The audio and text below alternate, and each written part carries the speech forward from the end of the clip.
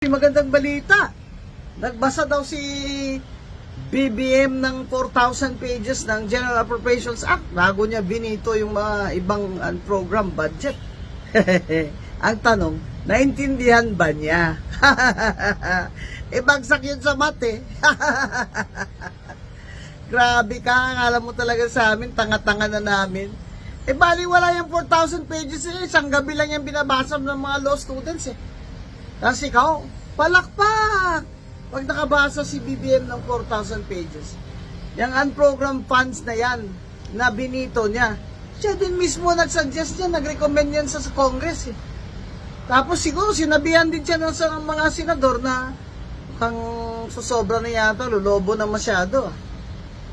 Siya mismo ang nagbito ng sarili niyang rekomendasyon. Ano ba yung unprogrammed funds na yan? Yan ang pork barrel ni BBM. Yan yung walang pera pa na hindi mo pwedeng gastusin kung walang pumapasok ng mga new revenues, yung mga bagong income ng national na gobyerno. Bakit mo nilalagay dyan? Wala pa naman palang income. Dapat zero ang program funds. Budol ka talaga, BBM ka. Sinungaling ka. Wala na naniniwala sa iyo. Mag-resign ka na.